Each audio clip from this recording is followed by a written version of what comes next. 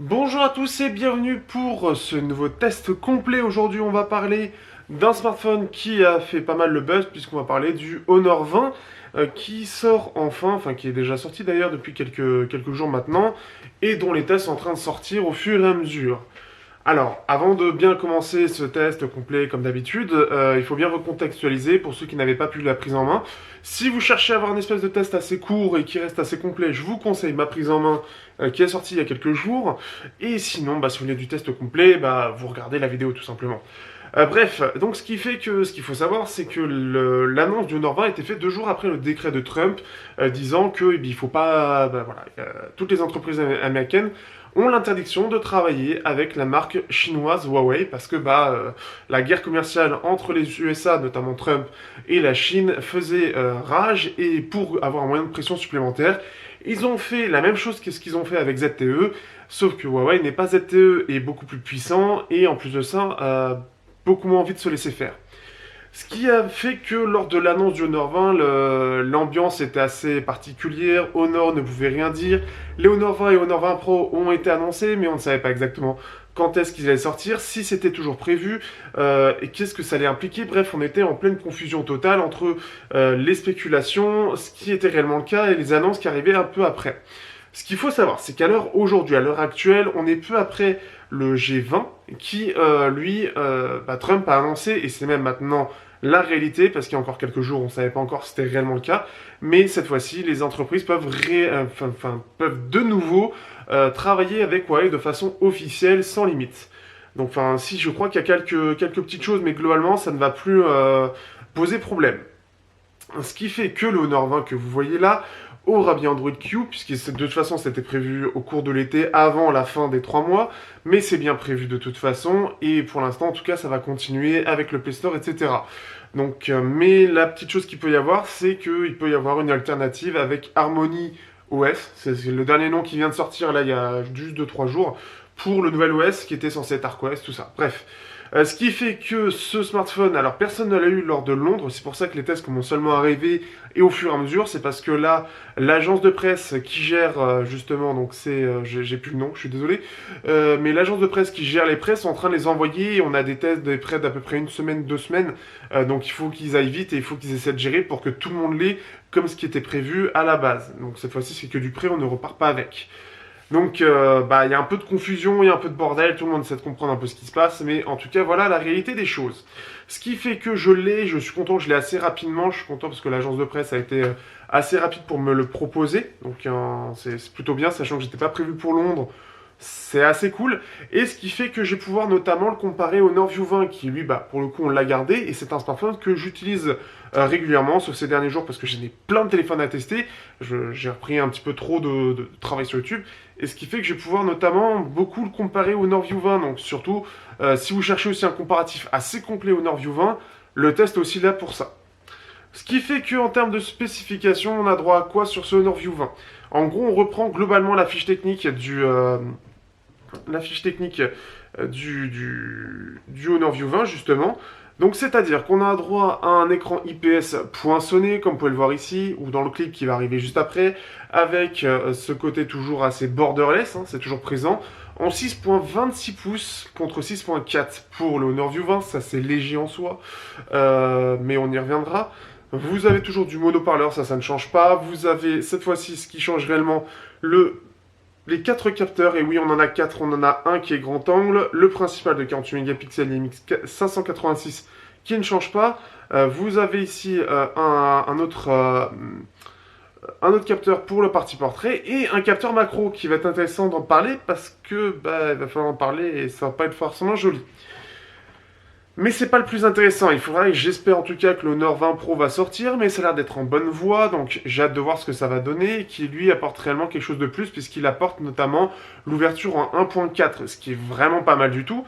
Ici on est toujours en ouverture 1.8.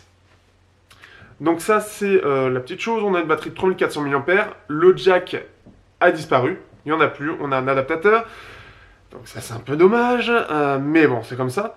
Vous avez aussi un dos qui est quand même plus discret, parce que bon le dos... Alors la version noire du Honor View 20 est quand même pas discrète, mais on est sur quelque chose qui reste un petit peu plus discret. Donc ça, c'est quelque chose qui peut être notable, notamment par rapport en termes de goût. Et après, qu'est-ce qui change d'autre? On a toujours le Mi 9.1, ça ne change pas, le Kirin 980. On a je ne sais plus combien de gigas de RAM, je regarde rapidement s'il veut bien. Non, je n'ai pas. C'est tout ce que j'ai? Bon, bah dommage. Je sais plus exactement. 6 Go de RAM, non, 6 Go de RAM, sachant que c'est la même chose pour le Honor View 20 ou en 8, etc. Donc ça ne change pas. La mémoire, ça va être du 128 aussi, donc ça pareil, on est assez complet en termes de mémoire de base. Globalement, c'est un smartphone qui va être assez complet et très proche du Honor View 20, puisque la réelle différence, on parlera de la macro après, c'est le grand angle qui est présent, un côté un petit peu plus compact, il n'y a plus de jack, pour le coup, et c'est tout. Globalement, hein, ça ressemble un peu à ça, donc ce qui fait que les différences vont être légères. Pour la partie photo, on y reviendra. Allez, c'est parti, on commence par le design.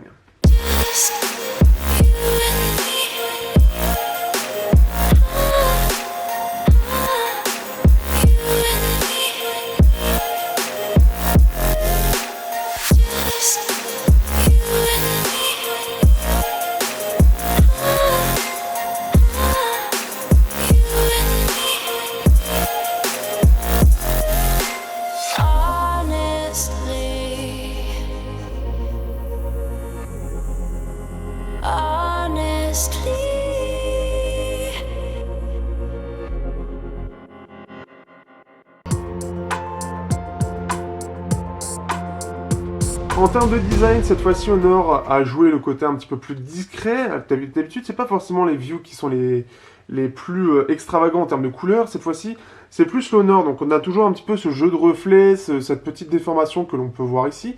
Mais ça reste beaucoup plus léger. Donc ce qui fait que ça, c'est une première chose à noter. On a le côté, alors ici, là où c'était en horizontal, c'est pas très beau. Ici, on reprend un petit peu ce qu'on a un petit peu sur les Huawei P20, P30, avec ce côté, un petit peu ce grand cartouche avec les 3 capteurs plus le flash qui est présent ici. Et la macro, en fait, qui est juste là, en fait. Donc ça, c'est une petite chose aussi. La grande nouveauté aussi, c'est le lecteur d'empreinte qui est sur le côté. D'ailleurs, on va en parler tout de suite. Donc le lecteur d'empreinte, il est bien placé, donc c'est vraiment une bonne chose, et il est rapide. Hop, je vous le refais. Ouais, c'est vraiment rapide, c'est très efficace, et c'est clairement quelque chose qui manquait sur le View 20, parce que sur le View 20 c'était encore au dos, donc ça manquait un petit peu de polyvalence. Ici, le fait qu'on soit sur le côté, que ce soit sur le bureau, que ce soit sur... Voilà, je crois que j'ai pas enregistré l'index. Ah non, c'est pas cet index-là, c'est celui-là. Ce qui fait que, clairement, que ce soit sur le bureau, etc., il est toujours accessible. Il est extrêmement réactif comme tous les lecteurs d'empreintes de chez Huawei Honor, donc ça, c'est quelque chose qui est toujours aussi agréable. Et donc ça, c'est toujours... c'est une bonne chose, hein, c'est une bonne chose à noter. Donc pas grand-chose à redire là-dessus. On a, au niveau des bords, on a des bords qui sont, pareil, ils sont vraiment bien. On a, alors... que je compare un petit peu, mais on a quelque chose qui semble un poil plus épais, mais c'est très léger. On a toujours d'ailleurs ce côté poinçonné qui est présent, comme vous pouvez le voir, et globalement on a un design qui est similaire sur l'avant. Hein. Le contour est à peu près le même. Hein. On a toujours cette petite caméra, c'est plus discret d'ailleurs que le Samsung qui a un rond qui est plus gros, donc ça c'est aussi quelque chose qui est à noter. Voilà. Vous avez donc le lecteur de proximité qui est juste ici, puisque de base vous avez déjà en fait vous avez déjà une protection, un film de protection qui est posé, qui est d'ailleurs vraiment bien. Donc c'est pas désagréable du tout. C'est assez discret parce que vu qu'il est bien posé et vraiment mis sur les bords, on s'en rend pas trop compte. Dans la vie de tous les jours, je le remarque pas vraiment. Donc ça, c'est une bonne chose. Aussi, autre chose qui change par rapport au design, c'est qu'on a un côté très arrondi. Il me fait beaucoup penser, dans la prise en main, mais en plus gros forcément, au Galaxy S10e, puisqu'on a deux parties plates et on a, deux parties plates et la partie ici qui est arrondie sur la tranche. Une partie arrondie qui reste agréable en main et qui fait un peu moins gros en fait que le View 20. Là où le View 20 on a une bonne prise en main, mais c'est un peu plus gros et un peu plus grossi en fait. Ça donne cet effet là en comparaison du Honor. Donc ça c'est quelque chose qui est agréable. Par contre, ce qui est un peu moins joli, mais qui permet d'avoir une meilleure protection, c'est ici. Donc en fait je sais pas si je vais pouvoir arriver à le montrer. On va zoomer. On va mettre un petit peu plus d'ISO. Mais en gros, vous avez ici cette partie qui est en plastique. Alors là, vous avez la tranche donc en métal, et ici vous avez la partie en plastique ici, donc qui va permettre un petit peu d'amortir, mais ça ressort. Mais vous l'avez aussi au dos. Donc, alors normalement, je saurais pas dire si ça protège réellement mieux ou si c'est mieux intégré sur le Honor View 20. Ça, c'est la petite chose, parce que sur le Honor View 20, on l'a pas, alors que sur le Honor 20, nous l'avons. Et ça, c'est quelque chose d'un peu bizarre. Alors après, d'un côté, c'est un peu moins bien, mais de l'autre, il y a un design un peu, comment on dit ça, symétrique, puisqu'on l'a à l'avant et à l'arrière, donc ça reste joli visuellement, dans le sens où c'est harmonieux. Par contre, ce qui aurait été bien, c'est que ce soit plus discret. Là, on l'a des deux côtés et il est assez épais. Donc ça, c'est une chose à noter. Vous avez, alors, hop, que je regarde. Oui, là, vous avez l'USB-C qui est aussi un petit peu décentré par rapport au Norview 20. Alors, je pense que c'est, là, je ne saurais pas dire, mais par rapport au Norview 20, on a un côté un peu plus décentré. Bon, c'est du détail, mais ça peut en gêner certains qui aiment le côté détail. Sinon, en soi, comme il est sur la table, forcément, vu qu'il ressort pas parce que l'appareil photo ressort quand même un petit peu. Alors, il ressort moins que le Mi 9 d'ailleurs, mais il ressort un petit peu. Donc, ce qui fait que c'est sur le côté. Après, ça reste. Bon, voilà, forcément, ça bouge. Mais comme c'est pas trop gros, c'est pas trop gênant. Mais bon, voilà. Bon, pareil, pour ceux à qui ça emmerde, voilà. Et le View 20, lui, à côté, il bouge pas trop. Donc, c'est aussi quelque chose qui est à noter. On va baisser l'ISO. Voilà.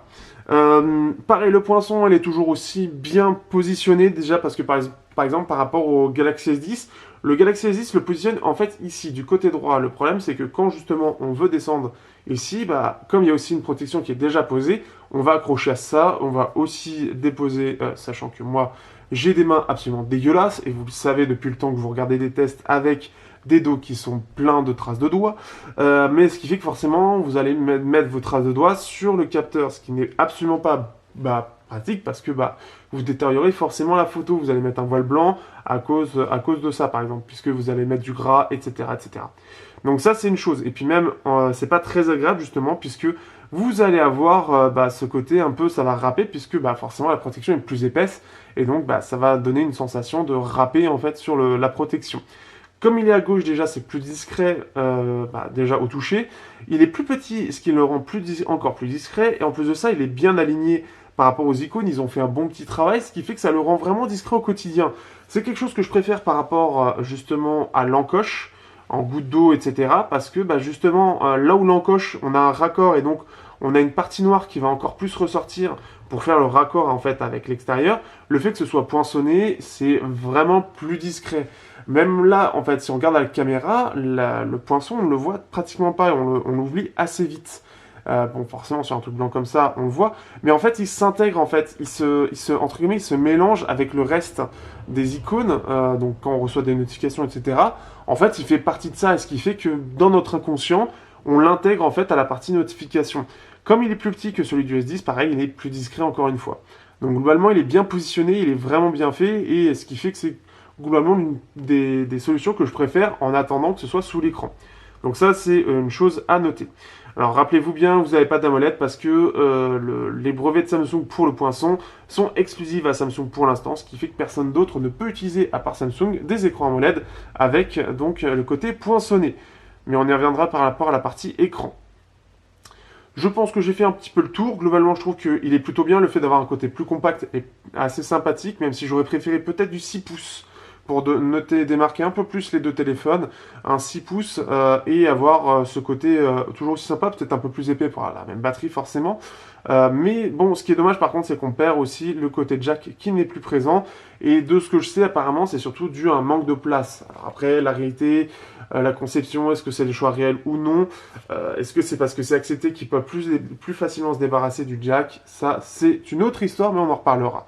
Donc voilà un petit peu, en tout cas globalement je trouve le design réussi, ce qui est bien c'est qu'il est plus discret que le View 20, le lecteur d'empreinte est mieux placé et clairement il est très bon, le design est plutôt bien travaillé même si la partie plastique devant et derrière sont un peu trop visibles à mon goût, c'est le petit malus mais globalement il est toujours aussi bien réussi. Et là, on sent réellement un gap en termes de qualité de fabrication par rapport au Nord 10 où on avait des choses un petit peu plus... C'était un peu moins joli, un petit peu moins bien fait. Là, on sent une bonne avancée et clairement, Honor maîtrise mieux son sujet.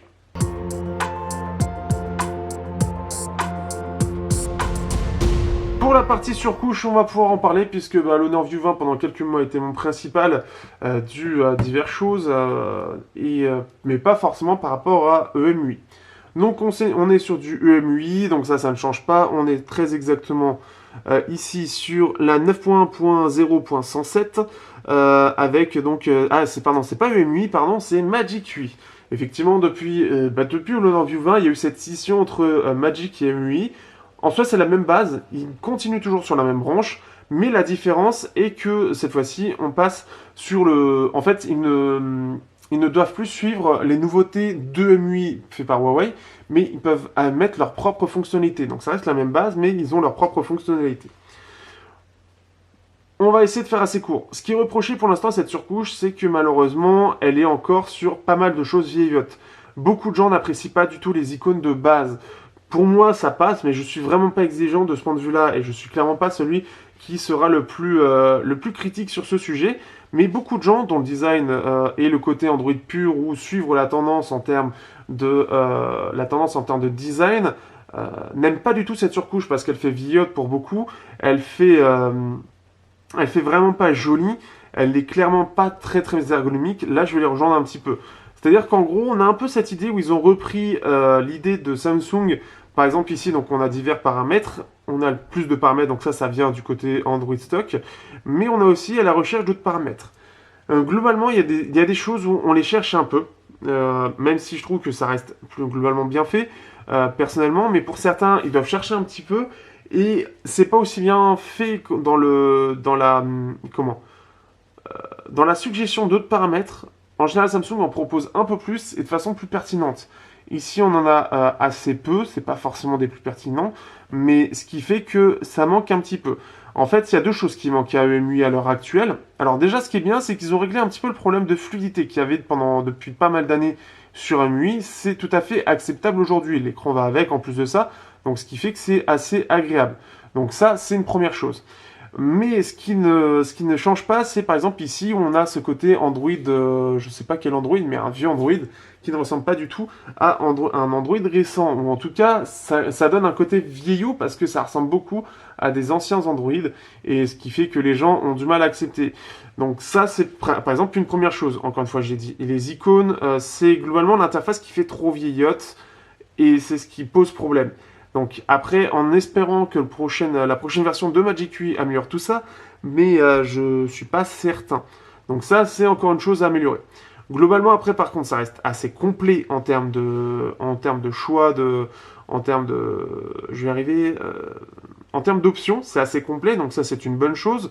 On a aussi la reconnaissance faciale pour ceux que ça intéresse au passage. On a plein de petites choses sympas. Vous avez aussi la navigation. Moi, j'utilise toujours la navigation par touche, mais vous avez les gestes qui sont présents. C'est d'ailleurs les gestes qu'ont retenu Google. Donc ça, c'est une chose intéressante à savoir. Donc, par exemple, on a ceci. Si je fais retour, voilà, vous avez ça. Si je tiens, voilà, hop, et voilà. Donc ça peut être ce genre de choses. Donc après, à vous de voir si vous êtes intéressé selon ce que vous préférez.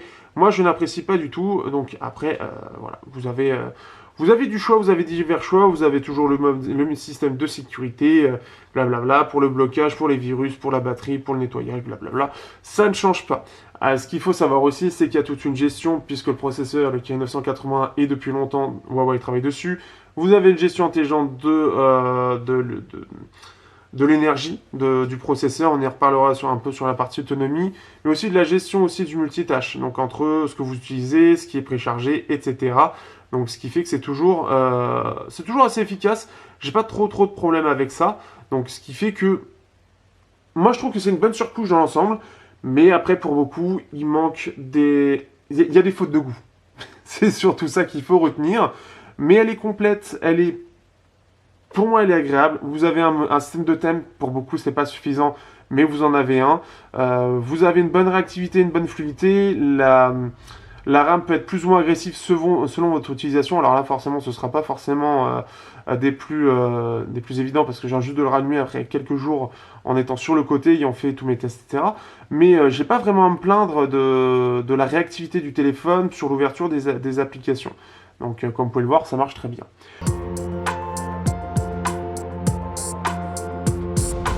Parlons maintenant un petit peu de l'écran, un écran qui, donc comme je l'ai dit, est un écran de 6,26 pouces avec le côté poinçon, mais toujours IPS. Pour ceux qui se posent la question, je le redis, pour ceux qui n'auraient un peu sauté le design, ce qui peut-être logique, parce que vous regardez qu'une partie de mes tests. Pour rappel, il faut savoir que l'exclusivité pour les écrans poinçonnés sont du côté de Samsung, puisque c'est Samsung qui les fait à l'heure actuelle, et garde l'exclusivité pour ces écrans, pour ces Galaxy A notamment, et Galaxy S, forcément, S10, S10e, S10 Plus. Et voilà, ce qui fait que pour le coup, pas de lecteur d'empreinte sur l'écran puisque c'est un écran AMOLED qui le permet ça, donc forcément là ça a été déplacé sur le côté, et donc un écran IPS. Est-ce que c'est grave? Non. Ce n'est pas grave. Alors quand vous êtes très habitué ou vous adorez le rendu de l'AMOLED, je peux comprendre, mais clairement en fait, moi jouant notamment entre le Meizu 16e et puis les derniers tests que j'ai eu, le OnePlus 7 Pro, Mi 9, etc. et le View 20, le View 20 qui est ici, ça m'a pas plus dérangé que ça parce qu'on a quand même un bon écran. On a un bon écran IPS qui est bien maîtrisé, on a des bonnes couleurs et je trouve qu'en plus de ça, en tout cas sur celui-là, l'écran est encore meilleur. Je trouve que les couleurs sont un peu plus justes. On a globalement quelque chose qui est plus agréable à l'œil. On a des contrastes qui sont toujours très bons et globalement, j'ai pas grand-chose à lui reprocher. Vous avez aussi la possibilité s'il faut, alors par défaut, forcément il est en mode vif, mais forcément vif, ça va être un peu plus pétant.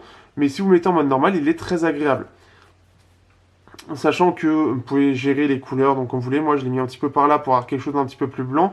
Parce que par défaut, hop, je reviens dessus. Hop, ici. Par défaut, ça va être un petit peu rougeâtre. Je ne sais pas si ça se voit à l'écran, mais ça donne un côté un peu rougeâtre. Ce qui fait que je l'ai mis un petit peu plus ici. Et ce qui permet d'avoir quelque chose d'un peu plus blanc. Et un peu plus... ce que je préfère, un peu plus blanc. Mais là, ça ressemble un petit peu plus à ce qu'on attend par contre en termes de neutralité de couleur à 6500K. Je ne connais pas du tout les résultats, j'ai pas du tout regardé. Chez les collègues, notamment des numériques, qui me servent un peu de référence là-dessus, puisque c'est l'un des rares à tester les écrans, n'ayant pas de sonde. Mais ce qui fait que, après, bon, à vous de voir, mais vous pouvez changer légèrement la température de couleur selon vos besoins. Vous avez bien évidemment aussi un mode confort des yeux qui va permettre de, justement, d'avoir ce côté ici pour faire attention, notamment le soir, et faites-y attention. Je vous renvoie d'ailleurs sur la vidéo d'Absol, Absol Vidéo, pour ceux qui ne connaissent pas, qui parle très très bien de la lumière bleue, et de façon très objective et très recherchée. Donc n'hésitez pas pour mieux comprendre à quoi ça sert, mais c'est très utile, surtout le soir, si vous voulez dormir un peu plus tranquillement. Donc voilà, c'est toujours présent, vous pouvez le programmer si vous voulez. Donc voilà, ça peut commencer à 22h, se terminer le lendemain à 7h, bref, rien qui change de particulier de ce point de vue-là. Et pour terminer, chose qu'il faut que j'aborde, donc la luminosité, donc au minimum, ça va être vraiment bas, là on voit quasiment plus rien, je les vois très peu, et au maximum, ça sera très bon, et au soleil, j'ai pas eu de soucis au soleil, ça se défend bien, j'ai jamais eu de problème par rapport à ça.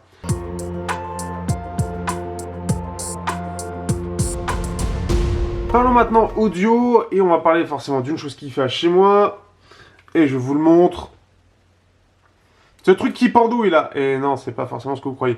Bref, ce qui fait que forcément, ayant eu l'utilité d'un adaptateur, ce que j'ai utilisé personnellement, c'est l'ID Sonata HD, donc c'est un adaptateur qui est de qualité, qui en plus se pète pas au bout de 3 utilisations, ce qui est beaucoup mieux, et je suis sûr de la qualité sonore, quels que soient les appareils. Je l'emporte tout le temps avec moi, ce qui fait que c'est fiable de ce point de vue-là.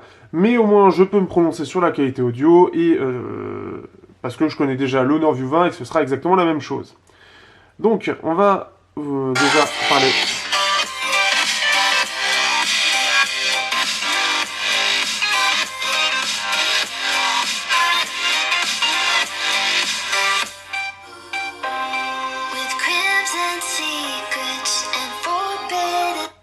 Voilà, bon, c'est du no copyright sound, ça passe, au moins je ne serai pas démonétisé. Bref, ce qui fait que ce que j'ai comparé, donc on est toujours sur du mono haut-parleur, on n'est pas sur du dual comme beaucoup de concurrents aujourd'hui, mais c'est un mono-parleur qui est plutôt bon. Par contre, on perd un peu en qualité par rapport au Honor View 20, qui, alors déjà, forcément, comme il est plus grand, ça permet d'avoir une meilleure caisse de résonance ou un meilleur haut-parleur, mais ce qui fait qu'il perd un peu en aigu notamment, mais c'est à peu près la seule chose qui change. On a une bonne puissance, alors ce qui fait que forcément c'est surtout pour chez soi, ce qui fait qu'on pourra écouter la musique de façon tout à fait correcte, ça passe tout à fait, mais c'est clairement pas au même niveau que ce que l'on a en termes de double haut-parleur, comme par exemple le Meizu 16e. Ce qui fait que, après, bon, si on le compare avec son concurrent direct qui est le Xiaomi Mi 9, c'est à peu près la même chose. Peut-être le Mi 9 a un meilleur haut-parleur en soi, c'est possible. Mais sinon, c'est tout à fait correct en termes de qualité de haut-parleur, ça passe. Après, bon, le manque d'aigu fait qu'on en profite un poil moins par rapport au View 20, mais forcément plus compact, etc. Blablabla. Bref, vous connaissez la chanson. Pour la partie forcément adaptateur, hein, puisque il n'y a pas de jack, bonjour, c'est exactement la même chose. Alors, c'est presque exactement la même chose, mais en soi, sur la qualité sonore, ça ne change pas. On est sur une partie audio qui forcément vient de chez Huawei, puisqu'ils développent pardon, leur propre puce. C'est un i6405, là on a un i6403 chez le View 20. En soi, c'est la même chose, hein. Ça reste un 980. La différence sera tellement faible que ça ne doit même pas être audible dans la réalité. Mais en gros, c'est du son qui est vraiment bon par contre en termes de qualité. On est vraiment loin de l'excellente qualité audio que propose le Galaxy S10. On s'approche énormément de ce que propose le Meizu 16e, qui est déjà très bon en soi. Ce qui fait que si vous êtes un peu audiophile ou si vous voulez une bonne qualité audio, même pour alimenter vos casques, il fonctionnera très très bien pour ça. Donc il n'y aura aucun problème. Vous aurez un son de qualité en termes de jack. Vous avez quelque chose qui est plutôt neutre, un poil plus basseux. Après, vous avez même la possibilité ici. Alors si... où je vais pouvoir en brancher un. Oh, vas-y. Hop. Donc, si je vous montre dans la partie son, vous avez les effets sonores Hisense, Huawei Hisense, c'est comme ça qu'ils appellent ça. On va brancher un jack à l'arrache où il n'y a rien de branché dessus. Ah non, c'est bon, ça le débloque. Et donc, en fait, vous avez automatique, audio 3D qui est absolument dégueulasse et clairement, ça ne sert à rien. C'est tellement artificiel que ça s'entend de très très loin. Standard, donc c'est pas le meilleur. Et naturel pour avoir le côté justement le plus naturel, comme ils disent, en termes de qualité audio. Et c'est tout à fait suffisant, justement. C'est exactement ce qu'on cherche. Donc, ce qui fait que c'est vraiment bon de ce point de vue-là. C'est un poil moins bon en termes de détails et en termes d'aigu par rapport au Meizu 16e, mais ça se défend très, très bien. Ce qui fait que j'ai remplacé aisément, par exemple, par rapport au Meizu 16e, je l'ai remplacé aisément. Donc voilà, ce qui fait que c'est ça. Et vous avez, voilà, Hisense développe une technologie de traitement audio à 6 cœurs, qui améliore la qualité et la clarté du son. Bon, le côté champ 3D, on s'en fout un petit peu. Mais ce qui fait que voilà, c'est vraiment de qualité. Ils ont fait d'énormes efforts par rapport à Kirin 970 où le son était très moyen et il y avait 2 générations de retard pour se hisser parmi les meilleurs en termes d'audio actuellement. Donc c'est très très bien de la part de Huawei et ce qui fait que c'est une très bonne référence en audio. Mais encore une fois, si vous voulez une vraie prise jack, le Honor View 20 sera votre meilleur ami.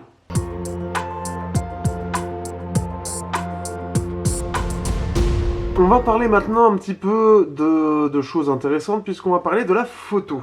Et c'est un petit peu la grande chose qui change par rapport donc, au Honor View 20.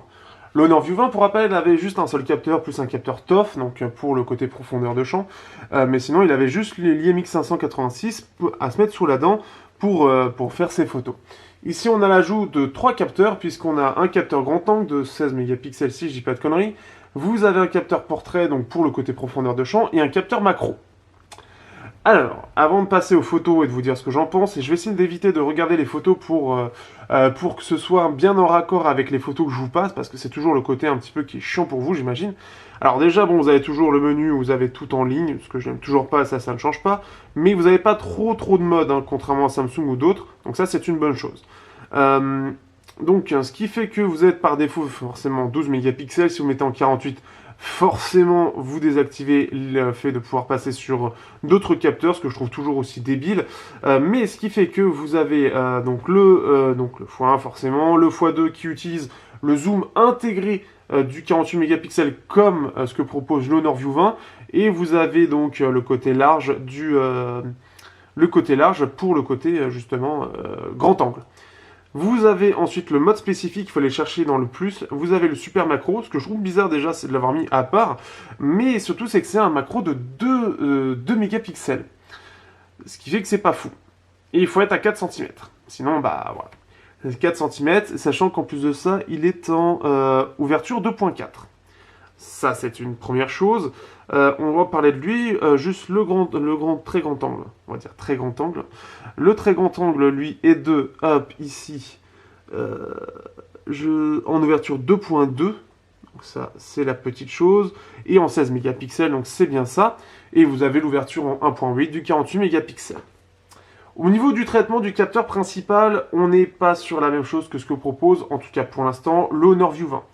Du peu d'informations que j'ai de mes sources, c'est que le Honor 20 Pro, qui est dans certaines mains, forcément pas des mains de testeurs, il fait de meilleures photos que le View 20 en termes de détails, etc. Ce qui ne change pas par rapport au Honor View 20, c'est la colorimétrie qui est à peu près la même et qui est parfois un petit peu à l'ouest. Ce qui change par contre, c'est clairement le côté détail. On n'a pas du tout la même chose. Pour ceux qui me suivent et qui regardent à peu près tous mes tests, par rapport au Mi 9 ou OnePlus 7 Pro, à chaque fois le View 20 défonce tout. Le Honor 20 se fait éclater aussi. Clairement, le Honor 20 en termes de traitement ressemble beaucoup plus à un Mi 9 qu'à un View 20. Je n'explique pas du tout cette différence. La seule chose qui peut la différencier réellement, c'est peut-être parce que le Honor View 20, le IMX 586 a été développé, en tout cas a été développé en collaboration avec DxO. Et je ne crois pas que ce soit le cas pour le Honor View 20. Le Honor 20, pardon.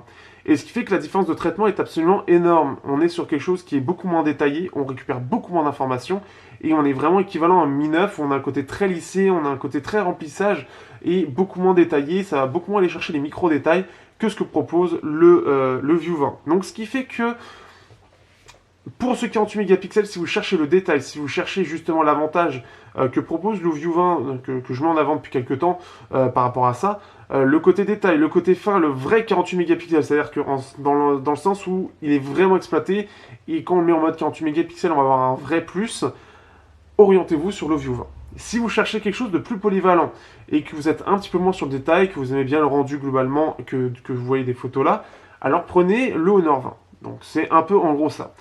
La macro.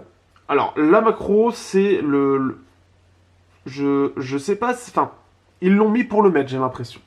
Je ne vois absolument pas l'apport, puisque, alors, l'avantage, encore une fois, de ce qui est utilisé par le Honor 20, qui est encore une fois, qui le maîtrise plutôt bien, même si, encore une fois, le View 20 le gère mieux, c'est le x2. Il faut savoir qu'en gros, vous avez 48 vrais mégapixels dans l'appareil, c'est du vrai mégapixel, et en gros, quand on se met en 12 mégapixels, ça fusionne 4 pixels pour faire 12 gros mégapixels.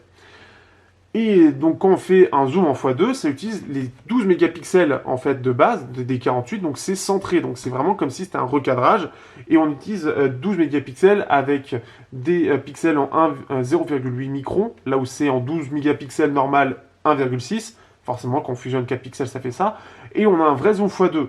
C'est plutôt, globalement c'est très très bon en utilisation, mais le souci, c'est que par rapport à l'objectif macro, alors ça a un côté plus blanc, mais surtout beaucoup plus détaillé. Parce que de 2 mégapixels à du 12, c'est clairement pas la même chose.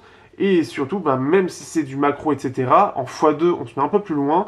On a, en ayant la même zone d'affichage, en fait, on a la même chose, on a exactement les mêmes détails. C'est exactement, enfin, on a exactement les mêmes détails. Non, c'est même pire que ça, c'est que le macro récupère moins de détails. Donc, il n'a aucun avantage. Ce macro est totalement là en option, et il est là pour dire on a un objectif macro. Mais sinon, il ne sert strictement à rien. J'ai fait plusieurs essais, et clairement, sur des choses un peu complexes, un peu moins, avec le bokeh ou le profondeur de champ, etc., clairement, ça n'a strictement rien à voir, et le macro se fait totalement bouffer. Donc ça n'a strictement aucun intérêt, le macro vous ne l'utiliserez absolument jamais parce que ça n'a pas d'intérêt. Ce qui fait qu'il nous reste le très grand angle et la nuit. Le très grand angle est plutôt efficace, on a quelque chose qui est assez détaillé, mais alors pour l'avoir comparé, forcément qui est sur une gamme un petit peu supérieure, mais pour l'avoir comparé au OnePlus 7 Pro, on n'est pas sur la même qualité. On a quelque chose d'un peu moins détaillé, mais le rendu des couleurs est plutôt bon, donc il n'y a pas vraiment grand chose à dire de mal dessus, mais le rendu des couleurs est plutôt bon, on a quand même quelque chose qui gère plutôt bien les lumières, qui gère plutôt bien l'ensemble, on a quelque chose de bien, c'est un peu plus blanc que ce que propose le capteur principal, qui déjà dans l'ensemble a quelque chose d'un peu blanc, c'est-à-dire qu'il va plus donner de la priorité au blanc, plus qu'à l'ambiance de scène. Donc ça, après, bon, un petit coup de chaleur sur Google Photos, mais par rapport au OnePlus 7 Pro, on est un petit peu moins proche de la réalité en termes d'ambiance. Après, c'est juste un choix sur la balance des blancs. Donc ça, c'est une première chose. Globalement, les couleurs se suivent plutôt bien, même si le très grand angle aura tendance à aller un petit peu plus dans le côté clair. C'est surtout ça qui ressort, je trouve, sur les photos. Pour en revenir après, après vous avez de toute façon les photos pour vous faire votre avis, vous avez l'album de toute façon aussi en dessous. Ce qui est aussi incroyable avec ce MX586 et globalement, c'est que Huawei gère énormément bien la dynamique. Il a la même dynamique que ce que propose le View 20 et il a une dynamique qui est absolument énorme, ce qui fait qu'on va avoir des zones qui sont beaucoup moins noires que ce que beaucoup de smartphones proposent, notamment le OnePlus 7 Pro et le Pixel, dont le OnePlus 7 Pro reprend un petit peu le rendu. Ce qui fait qu'on a un côté comme si c'était un peu du super HDR. Et là où on a des zones qui peuvent être très noires sur certains appareils, Léonore, par je ne sais quel moyen, trouve le moyen d'avoir quelque chose de beaucoup plus clair justement, et ce qui fait qu'on a une bien meilleure dynamique. Et globalement, on a une bien meilleure dynamique, ce qui fait que c'est vraiment, vraiment bon, et vous pouvez le voir sur certaines photos, châteaux, etc. Vous pouvez voir qu'on a une excellente dynamique. Après, vous pouvez voir les photos face au OnePlus 7 Pro, etc. quand le test sortira, mais c'est quand même assez impressionnant, ce qui fait que c'est vraiment pas mal de ce point de vue-là, donc c'est toujours très bien. De nuit, par rapport au Nord View 20 encore, on a une bonne amélioration. On a quelque chose qui est mieux maîtrisé parce que le View 20 avait tendance un petit peu, en termes de focus, parfois à se perdre, et ce qui fait que c'était pas forcément terrible. Ici, on a un zoom, enfin en tout cas un focus qui est bien meilleur, et même en termes de détail, je le trouve un peu mieux maîtrisé justement, même beaucoup mieux. On a un lissage qui est mieux fait aussi, et ce qui fait que globalement, il est de nuit assez sombre, il s'en sort vraiment bien. On arrive à faire des photos vraiment bien fines et détaillées, elles sont pas trop dégueu. Ça, c'est la première chose. Après, pour le grand angle, forcément, ce sera beaucoup plus sombre. En ouverture 2.2, il n'y a pas de miracle. Mais ce qui est bien, c'est que, et je ne crois pas que ce soit disponible, non, ce n'est pas disponible par exemple sur le OnePlus 7 Pro, c'est qu'on peut faire et améliorer la qualité visuelle de la photo, on peut faire un cliché nocturne avec le grand angle. Ça a l'air con, mais c'est plutôt efficace. On a un mode HDR aussi que je trouve assez efficace sur les Honor de nuit. Alors ça dépend des fois, parfois ça peut avoir un effet assez dégueu, mais globalement ça peut parfois vous donner des photos qui sont un peu mieux réussies, un peu plus fines. Après, à vous de voir. Dernier point, on va aborder très rapidement la vidéo, vous verrez normalement intégré. La vidéo c'est du 4K 30 fps stabilisé, donc ça c'est une bonne chose, on a une bonne stabilisation.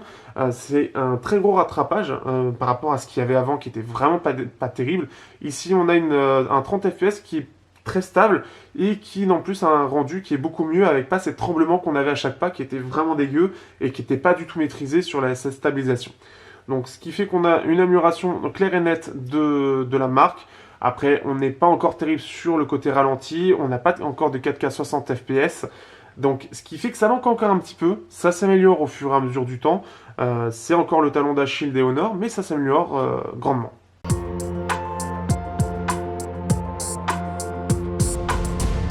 Au niveau de l'autonomie, on se retrouve avec un smartphone qui a une batterie de 3400 mAh. Il faut savoir que vous avez droit à la supercharge, ce qui va permettre de le recharger en à peu près 1h30 en gros, voire un petit peu moins, ce qui fait que ça, en fait, ça balance du 40 watts sur celui qui est donné, sachant que par exemple Huawei a une nouvelle supercharge qui lui balance du 55 watts, si je ne dis pas de bêtises.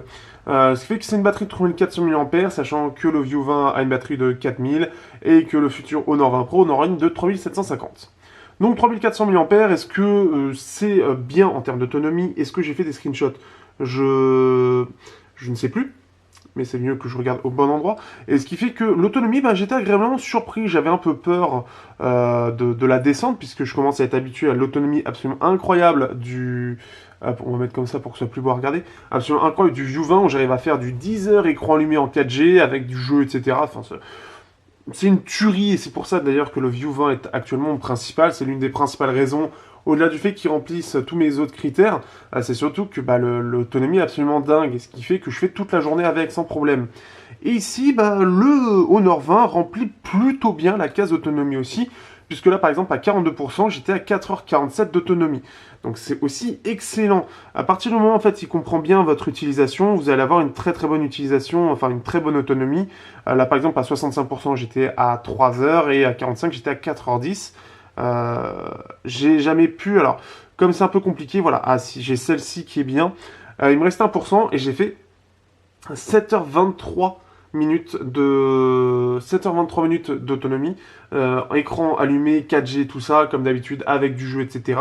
Ce qui fait que c'est vraiment bien. On est sur une autonomie qui est vraiment excellente. Je la trouve même un peu meilleure que le Mi 9, parce qu'il n'y a vraiment aucune restriction, et ce qui fait que l'autonomie est vraiment excellente. Donc vous ne serez absolument pas déçu de la qualité de l'autonomie de ce smartphone. Avec les 3400 mAh, je m'attendais plus à faire un peu moins dans les 6-7 heures, comme on a l'habitude de voir à l'heure actuelle.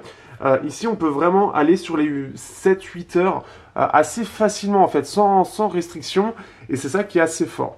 Sachant qu'en plus de ça, il devrait y avoir des mises à jour qui améliorent, etc. Mais par exemple, le View 20 avec ses 10 heures écran allumé, la différence n'est pas si incroyable, entre guillemets, sachant que voilà, il n'y a aucune restriction sur l'utilisation avec le Bluetooth, etc. Enfin bref, c'est une petite tuerie de ce point de vue-là, et ce qui fait que c'est vraiment agréable. Donc il a la recharge super rapide, là, la supercharge, bon, du quick charge, etc., c'est l'équivalent. Et donc ça, et ce qui fait que bah, clairement, il n'y a pas vraiment à se plaindre de l'autonomie. Il est dans la bonne moyenne, très bonne moyenne des smartphones qui ont une batterie de 3400 mAh, sachant que blablabla, AMOLED, IPS, consommation, etc., comme vous pouvez voir, ce n'est pas forcément le cas.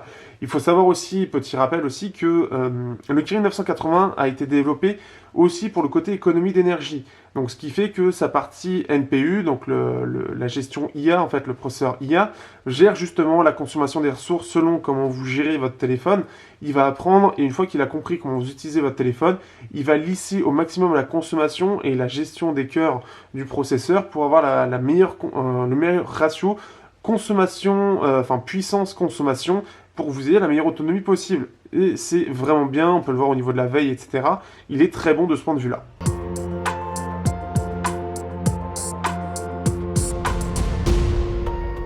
Au niveau des benchmarks, on va enchaîner un petit peu, puisque donc là on fait un score de 3282 avec 9723 en multicœur. On est forcément sur un Kirin 980 en octocœur avec 6 Go de RAM et gravé en 7 nanomètres.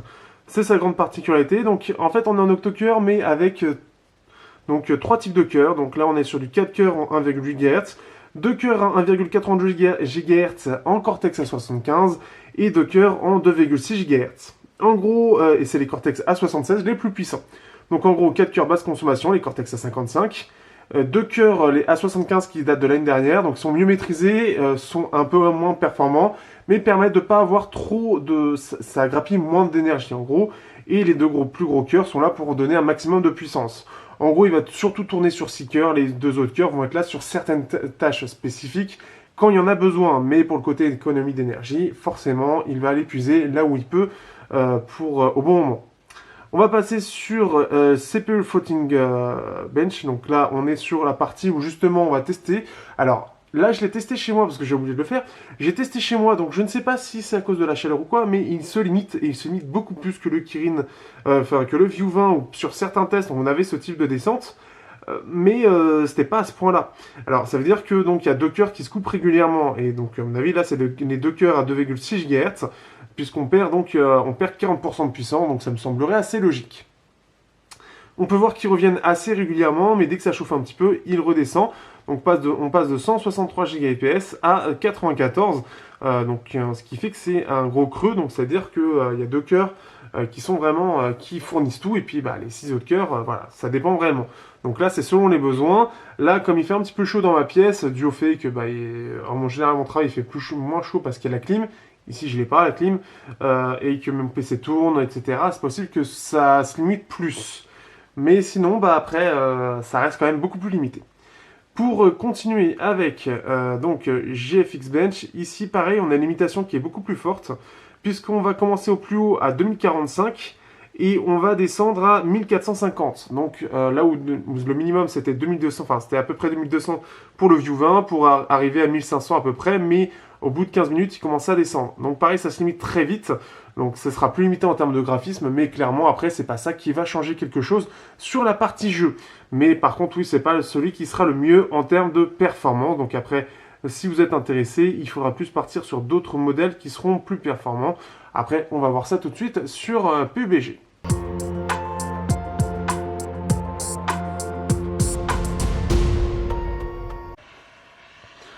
Bon allez, on se retrouve rapidement sur PUBG, on va faire une partie rapide, on va voir si j'arrive à trouver du monde. Donc ce qui fait que, on est sur PUBG qui est d'ailleurs optimisé GPU Turbo, donc c'est-à-dire que c'est l'API de chez Huawei Honor, de chez Kirin, pour optimiser justement les graphismes, optimiser le jeu, la fluidité, etc. avec cette API pour avoir les meilleures performances possibles, même si c'est pas forcément le meilleur téléphone en termes de jeu. Donc, ce qui permet forcément, si on a tout pour améliorer la qualité de fonctionnement, c'est mieux si je tire pas. Arbalète et des flèches. Bon, un peu naze, mais on va faire avec. Et ce qui fait que c'est... après, bon, c'est le côté un peu classique. Donc, optimisation, ce qui est bien, c'est qu'on a quelque chose de spécifique. Après, normalement, les acteurs le donnent, mais là, ils le mettent beaucoup en avant. Et le fait, en fait, c'est surtout d'avoir le côté optimisé CPU, GPU pour l'utilisation, justement, l'utilisation en jeu de ce téléphone. Ce qui permet aussi de simplifier le développement de jeux sur certains téléphones. Comme vous savez, il y a beaucoup de configurations différentes. Bon, on a beaucoup de Qualcomm surtout. Mais là, ça permet en fait d'avoir quelque chose qui va simplifier la vie des développeurs. Alors après, est-ce que Qualcomm a sa propre solution? Je ne sais pas, mais en tout cas, il faut savoir que Huawei le vend.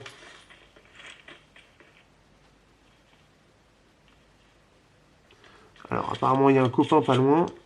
On va aller lui dire bonjour.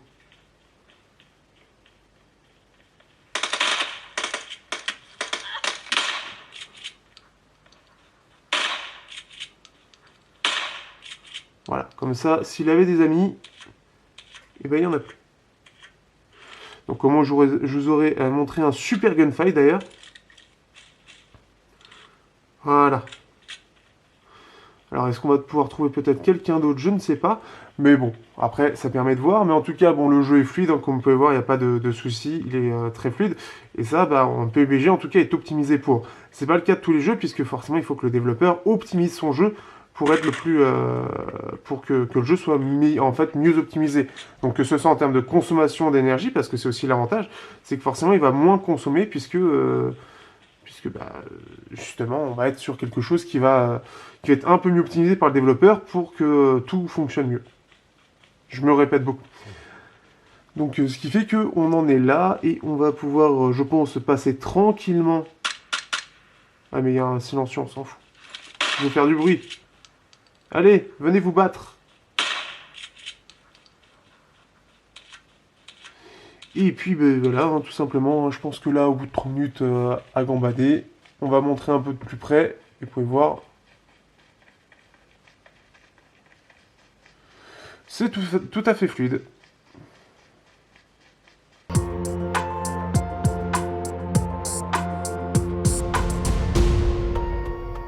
Alors, que penser de ce smartphone, de ce Honor View 20? Est-ce qu'il vaut vraiment le coup? Il faut savoir donc qu'il est lancé à 500 €, et donc aujourd'hui on retrouve le Honor View 20 que vous voyez ici. Hop, j'enlève la protection dégueulasse. Le Honor View 20 qu'aujourd'hui on peut trouver à 450 €, voire 400, dans certains deals ou certaines choses. Ce qu'il faut savoir, c'est que entre les deux smartphones, ils sont un peu différents dans leur approche. Il y en a un qui sera le View 20, qui sera plus autonome et qui aura une meilleure optimisation de la caméra principale, puisque c'est la seule. Du lot du Honor View 20, on a un design qui est un petit peu plus sobre. On a par contre plus de capteurs, notamment l'ajout du très grand angle qui est apprécié, toujours avec le 48 mégapixels, mais en moins bien optimisé par contre. On a moins de détails, c'est un peu plus grossier, et ça ressemble aux autres smartphones qui utilisent le 48 mégapixels. On perd aussi le jack, qui peut être intéressant pour certains, en tout cas pour moi il l'est, et pour moi c'est quelque chose d'important pour le côté confort d'utilisation tout simplement. Et on perd un petit peu en autonomie, puisqu'avec la batterie de 3400 mAh, on perd 2 à 3 heures d'autonomie. On a quand même le lecteur d'empreinte aussi qui est mieux placé, puisque cette fois-ci il est sur le côté, donc côté polyvalent et côté utilisation, ce sera un petit peu mieux, surtout qu'il est toujours aussi réactif et aussi agréable à utiliser. Dans l'ensemble, ces deux smartphones sont juste très légèrement différents. Globalement, personnellement, je préférais l'Honor View 20 parce qu'il a un jack, parce que l'appareil photo principal est mieux optimisé et clairement le 48 mégapixels est très agréable à utiliser. Même le x2 qui est vraiment bien foutu, ce qui permet vraiment d'être le smartphone le seul qui est réellement bien optimisé pour le 48 mégapixels, en tout cas celui-là. Ça arrivera peut-être avec des prochaines mises à jour pour les autres. Donc j'ai dit le jack, et il y a l'autonomie pour le View 20. Donc c'est les trois choses vraiment qui font que ce smartphone pour moi est vraiment cool et pour moi est meilleur que le Honor 20. Le Honor 20 pour lui le côté très grand angle, l'ultra grand angle qui fait plaisir à certains. Donc ça c'est déjà une première chose. Le x2 étant à peu près forcément un petit peu dans le même système que le View 20, un petit peu moins optimisé comme j'ai dit juste avant. Vous avez aussi le capteur macro qui ne sert mais à rien du tout quoi. C'est juste pour dire on a un capteur macro. Et ça c'est dommage. On a toujours le même écran, mais un peu plus petit, le 6.2 pouces, 6.26 pour être précis, ce qui le rend un petit peu plus compact, mais ça reste un peu plus. En 6.6, 6 pouces ou 6.1, la différence aurait été un petit peu mieux marquée et aurait permis justement d'avoir un côté un peu plus marqué sur cette différence justement de, de, de, de gabarit. Voilà, je ne trouvais pas le mot.